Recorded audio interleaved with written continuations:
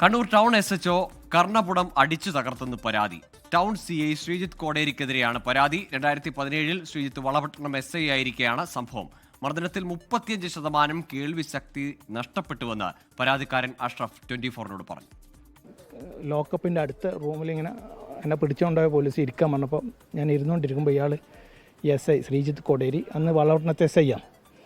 അയാൾ കയറി വന്ന് എൻ്റെ 2 കൈ കൊണ്ട് എൻ്റെ ചെവി രണ്ടും അടിച്ചു.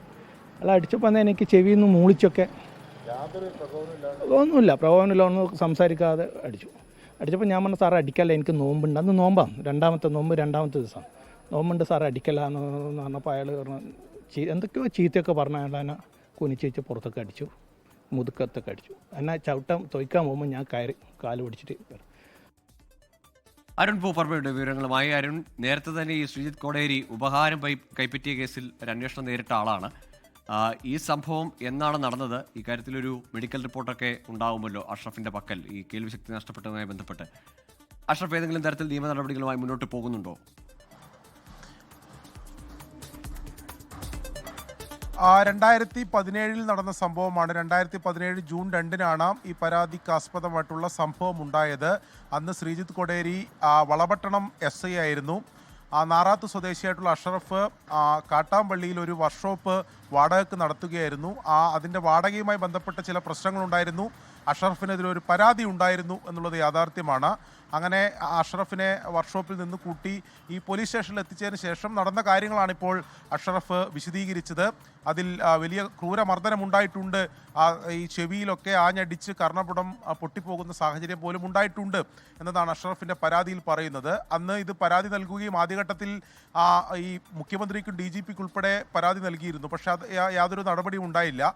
പിന്നീട് അഷ്റഫ് അതിൽ നിയമപോരാട്ടം തുടങ്ങി. കണ്ണൂർ മജിസ്ട്രേറ്റ് കോടതിയിൽ ഇതിലൊരു കേസ് ഫയൽ ചെയ്തു. അങ്ങനെ കോടതി അതിൽ നേരിട്ട് കേസെടുക്കുകയും ആ കേസിൻ്റെ വിചാരണ ഇപ്പോൾ നടന്നുകൊണ്ടിരിക്കുകയാണ്. നീതി ലഭിക്കുമെന്ന പ്രതീക്ഷയിൽ തന്നെയാണ് അഷ്റഫ് ഉള്ളത്. അതിൽ യാതൊരു കാരണവുമില്ല, തൻ്റെ പേരിൽ ഏതെങ്കിലും തരത്തിൽ കേസ് രജിസ്റ്റർ ചെയ്തിട്ടില്ല, ഒരു പരാതി മാത്രമാണുള്ളത്.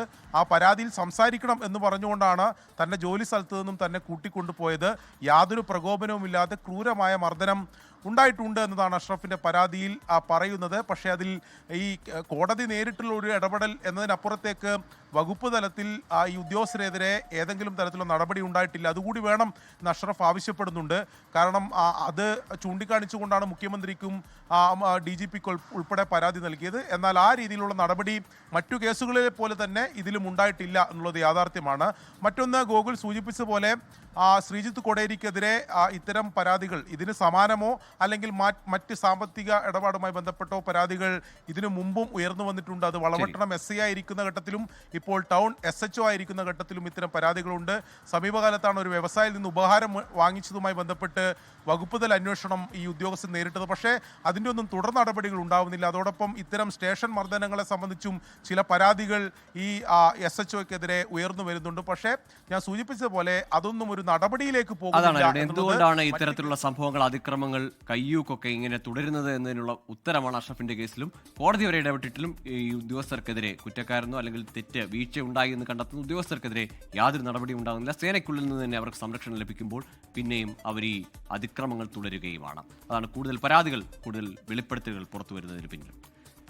ലോകത്തെവിടെയായാലും ഏത് സമയത്തും 24 വാർത്തകളും ഓഗ്മെന്റഡ് റിയാലിറ്റി പാക്കേജുകളും എക്സ്പ്ലെയിനറുകളും വിശദമായി കാണാൻ ഞങ്ങളുടെ YouTube ചാനൽ നിങ്ങൾക്ക് സബ്സ്ക്രൈബ് ചെയ്യാം.